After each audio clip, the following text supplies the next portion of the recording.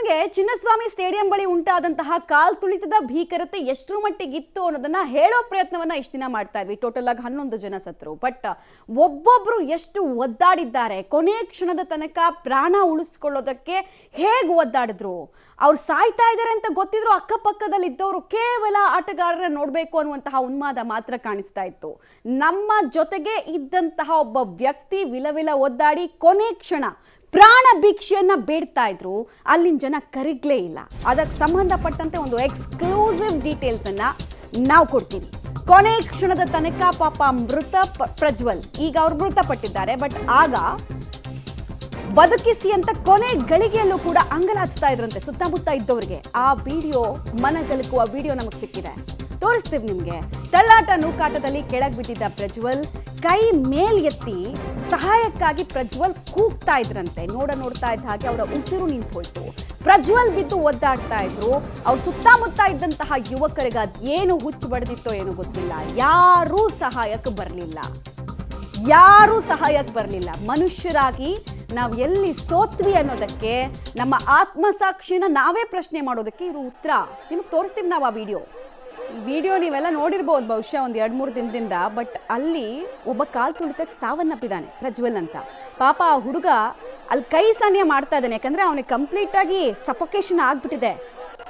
ಅವನಿಗೆ ಉಸಿರಾಡೋದಕ್ಕೂ ಕಷ್ಟ ಆಗಿ ಬಿದ್ದಿದ್ದಾನೆ ಕೆಳಗೆ. ಅವನ ಮೇಲೆ ಹತ್ಕೊಂಡು ಉಳಿದವರೆಲ್ಲ ಅಲ್ಲಿ ಹೋಗ್ತಾ ಇದ್ದಾರೆ. ಮನುಷ್ಯತ್ವ, ಹಾಗೆ ನಾವು ಮನುಷ್ಯರು ಅಂತ ಕರೆಸ್ಕೊಳ್ಳೋದಕ್ಕೆ, ನಾವು ಅಂತಲೇ ಹೇಳ್ತೀನಿ, ನಾವೆಲ್ಲರೂ ಯಾವ ಉನ್ಮಾದದ ಪ್ರಪಾತಕ್ಕೆ ಬಿದ್ದಿದ್ದೀವಿ ಅಂತ ನಾವೆಲ್ಲ ಆಲೋಚನೆ ಮಾಡೋಣ.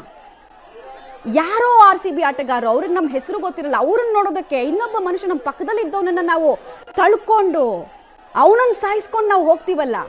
ಈ ವ್ಯವಸ್ಥೆ ಬಗ್ಗೆ ಯಾರಾದರೂ ಮಾತಾಡೋಣವಾ? ನೋಡ್ತಾ ಇದ್ದೀರಾ ನೀವು, ವಿಜುವಲ್ಸ್ ನೋಡ್ತಾ ಇದ್ದೀರಾ. ಒಬ್ಬ ಬಿದ್ದಿದ್ದಾನೆ, ಅವನ ಮೇಲೆ ಎಗರ್ಕೊಂಡು ಉಳಿದವರು ಅಲ್ಲಿ ಮುಂದಕ್ಕೆ ಹೋಗ್ತಾ ಇದ್ದಾರೆ. ಪ್ರವೇಶ ಸಿಗುತ್ತಾ ಅಂತ ಆಸೆ. ನೆನಪಿರಲಿ, ಈ ಕಾಲ್ ತುಳಿತ ಅನ್ನೋ ವಿಚಾರ ನಾವು ಯಾವಾಗ ಮಾತಾಡ್ತೀವಿ, ಮನುಷ್ಯ ಸಂಕುಲ ಮಾತ್ರ ಕಾಲ್ ತುಳಿತಕ್ಕೆ ಸಾವನ್ನಪ್ಪೋದು. ಪ್ರಾಣಿಗಳಲ್ಲಿರೋ ಡಿಸಿಪ್ಲಿನ್ ಕೂಡ ನಮ್ಮಲ್ಲಿ ಇಲ್ಲ. ಯಾವುದಾದ್ರೂ ಪ್ರಾಣಿಗಳ ನಡುವೆ ಕಾಲ್ ತುಳಿತ ಆಯಿತು, ಸಾವನ್ನಪ್ತು ಹುಲಿ, ಸಾವನ್ನಪ್ತು ಸಿಂಹ ಅಂತ ಕೇಳಿದಿರಾ ನೀವು? ಕೇಳಕ್ಕೆ ಸಾಧ್ಯನೇ ಇಲ್ಲ. ಇವೆಲ್ಲ ಆಗೋದು ಮನುಷ್ಯ ಮತ್ತು ಆತನ ದುರಾಸೆಯ ಕಾರಣಕ್ಕೆ. ದುಷ್ಫಲ ನೋಡಿ ನಾವು ಯಾವ ರೀತಿ ತಿಂತಾ ಇದ್ದೀವಿ. ಅವಿವೇಕ ಅಲ್ಲದೆ ಏನಿದು? ಒಬ್ಬ ಕೆಳಗೆ ಬಿದ್ದಿದ್ದಾನೆ, ಕೊನೆ ಕ್ಷಣದ ತನಕ ಆತ ಬೇಡ್ಕೊಳ್ತಾ ಇದ್ದಾನೆ.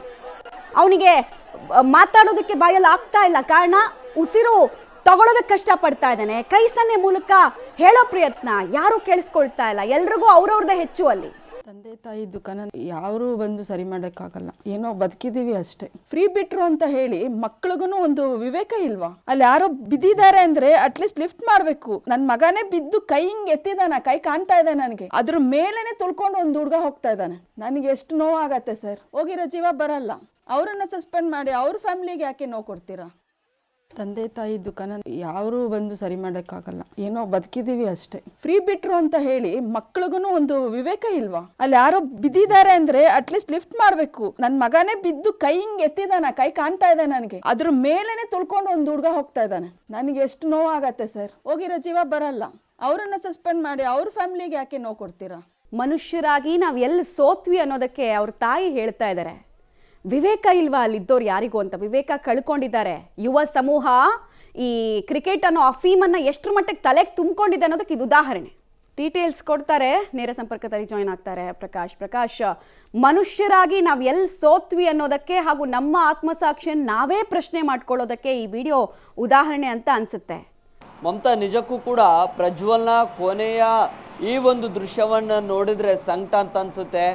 ಈ ಒಂದು ದೃಶ್ಯವನ್ನು ನೋಡಿದಂತಹ ಪೋಷಕರಿಗೆ ಕೊನೆ ತನಕಲೂ ಕೂಡ ಇದರ ಸಂಕಟ, ನೋವು ಅದೆಲ್ಲವೂ ಕೂಡ ಕಾಡ್ತಾ ಇರುತ್ತೆ. ಅಲ್ಲಿ 22 ವರ್ಷದ ಪ್ರಜ್ವಲಲ್ಲಿ ಕೆಳಗೆ ಬೀಳ್ತಾನೆ, ನೂಕು ನುಗ್ಗಲ್ನಲ್ಲಿ ಅಲ್ಲಿ ಕೆಳಗೆ ಬೀಳ್ತಾ ಇದ್ದ ಹಾಗೆ ಕೈ ಸನ್ನೆ ಮಾಡ್ತಾನೆ, ನನ್ನನ್ನು ಮೇಲೆತ್ತಿ ಅಂತ ಹೇಳಿ. ಅಲ್ಲಿ ತೀವ್ರ ಉಸಿರಾಟ ಸಮಸ್ಯೆ ಕೂಡ ಆಗ್ತಾ ಇರುತ್ತೆ, ಮಾತನಾಡಲಿಕ್ಕೆ ಆಗೋದಿಲ್ಲ. ಅಂತಹ ಸಂದರ್ಭದಲ್ಲಿ ಪಕ್ಕಕ್ಕಿದ್ದಂಥ ಒಂದಿಷ್ಟು ಯುವಕರಿಗೆ ಕೈ ಸನ್ನೆ ಮಾಡ್ತಾನೆ ಮೇಲೆತ್ತಿ ಅಂತ ಹೇಳಿ. ಯಾರು ಕೂಡ ಆತನ ಸಹಾಯಕ್ಕೆ, ಆತನನ್ನು ಮೇಲೆತ್ತಬೇಕು ಅನ್ನುವಂತಹ ವಿವೇಚನೆ ಅಲ್ಲಿದ್ದಂಥವ್ರಿಗೆ ಇರಲಿಲ್ಲ. ಆತನನ್ನು ತಳ್ಳುತ್ತಾರೆ ಕೆಲವರು, ಇನ್ನು ಕೆಲವರು ಆತನ ಎದೆ ಮೇಲೇ ಕೈಯನ್ನು ಇಟ್ಟು ಹೋಗ್ತಾರೆ, ಇನ್ನು ಕೆಲವರು ತುಳ್ಕೊಂಡು ಹೋಗ್ತಾರೆ. ಲಿಟ್ರಲಿ ಮೇಲೆ ಎದ್ದೇಳಕ್ಕೂ ಕೂಡ ಪ್ರಜ್ವಲ್ಗೆ ಆಗ್ತಾ ಇರಲಿಲ್ಲ. ಆತ ಬಿದ್ದದ್ದು ಕೂಡ ಕೇವಲ ಗೇಟಿನ ಸಮೀಪವೇ, ಆ ಎಂಟ್ರೆನ್ಸ್ ಗೇಟ್ನ ಸಮೀಪವೇ ಬಿದ್ದಿರ್ತಾನೆ. ಒಂದೊಮ್ಮೆ ಏನಾದರೂ ಅಲ್ಲಿದ್ದಂಥವ್ರು ನೆರವಿಗೆ ಬಂದಿದ್ರೆ ಕೂಡಲೇ ಆತನನ್ನು ಎತ್ಕೊಂಡು ಅಲ್ಲಿ ಗೇಟ್ನ ಸಿಬ್ಬಂದಿಗಳಿಗೆ ಹೇಳಿದರೆ ನೇರವಾಗಿ ಗೇಟ್ನ ಒಳಗಡೆ ಕರ್ಕೊಂಡು ಹೋಗಿ ಆತನನ್ನು ಒಂದು ರೀತಿಯಲ್ಲಿ ರಿಲೀಫ್ ಮಾಡಬಹುದಾಗಿತ್ತು, ಜೀವವನ್ನು ಉಳಿಸಬಹುದಾಗಿತ್ತು. ಆದರೆ ಅಲ್ಲಿದ್ದಂಥವರು ಯಾರು ಕೂಡ ಆತನ ಸಹಾಯಕ್ಕೆ ಬರಲಿಲ್ಲ. ನಾವು ಒಳಗಡೆ ಹೋಗಬೇಕು ಅನ್ನುವಂತಹ ಧಾವಂತದಲ್ಲಿ ಆತನನ್ನು ತುಳ್ಕೊಂಡೇ ಹೋದರು, ಪ್ರಜ್ವಲನನ್ನು ತುಳ್ಕೊಂಡೇ ಹೋದರು ಹೊರತು ಮೇಲೆತ್ತಬೇಕು, ಆತನಿಗೆ ಆರೈಕೆ ಮಾಡಬೇಕು, ಮೆಡಿಕಲ್ ಟ್ರೀಟ್ಮೆಂಟ್ ಕೊಡಬೇಕು ಅಥವಾ ಒಳಗಡೆ ಕರ್ಕೊಂಡು ಹೋಗಬೇಕು ಅನ್ನುವಂಥ ಯಾರ ಮನಸ್ಥಿತಿ ಕೂಡ ಇರಲಿಲ್ಲ. ಸೊ ಆ ಒಂದು ಸಾವಿಗೂ ಮುನ್ನದ ಕೊನೆಯ ದೃಶ್ಯಗಳನ್ನು ನೋಡಿದ್ರೆ ನಿಜಕ್ಕೂ ಕೂಡ ಭೀಕರ ಅಂತ ಅನಿಸುತ್ತೆ. ಆಗಾಗಲೇ ಅಷ್ಟು ಜನರ ಮಧ್ಯದಲ್ಲಿ ಸಿಲುಕಿ ಒದ್ದಾಡ್ತಾ ಇದ್ದಾನೆ, ಬದುಕಿಸಿ ಅಂತ ಹೇಳಿ ಅಂಗಲಾಚುತ್ತಾ ಇದ್ದಾನೆ. ಹಾಗಿದ್ರೂ ಕೂಡ ಯಾರೂ ಕೂಡ ನೆರವಿಗೆ ಬರಲಿಲ್ಲ ಅಂತ ಹೇಳಿದ್ರೆ ನಿಜಕ್ಕೂ ಮಾನವೀಯತೆಯ ಪ್ರಶ್ನೆ ಇದು ಉದ್ಭವ ಕೂಡ ಆಗುತ್ತೆ. ಗೇಟ್ನ ಒಳಭಾಗದಲ್ಲಿ ಕರ್ಕೊಂಡು ಹೋಗಿದ್ರು ಕೂಡ ಪ್ರಜ್ವಲ್ ಬದುಕುಳಿತಾ ಇದ್ದ. ಆದರೆ ಆ ನೆರವು, ಆ ಸಹಾಯವನ್ನ ಯಾರು ಕೂಡ ಮಾಡಲಿಲ್ಲ. ಇದೇ ದೃಶ್ಯವನ್ನ ನೋಡಿರುವಂತಹ ಪೋಷಕರು ಕೂಡ ಬಿಕ್ಕಿ ಬಿಕ್ಕಿ ಕಣ್ಣೀರನ್ನ ಹಾಕ್ತಾ ಇದ್ದಾರೆ. ಒಂಚೂರು ಸಹಾಯ ಮಾಡಿದ್ರು ಕೂಡ ನನ್ನ ಮಗ ಬದುಕುಳಿತಾ ಇದ್ದ ಅನ್ನುವಂತಹ ಸಂಕಟವನ್ನ ಕೂಡ ವ್ಯಕ್ತಪಡಿಸ್ತಾ ಇದ್ದಾರೆ ಮಮತಾ. ಓಕೆ ಪ್ರಕಾಶ್.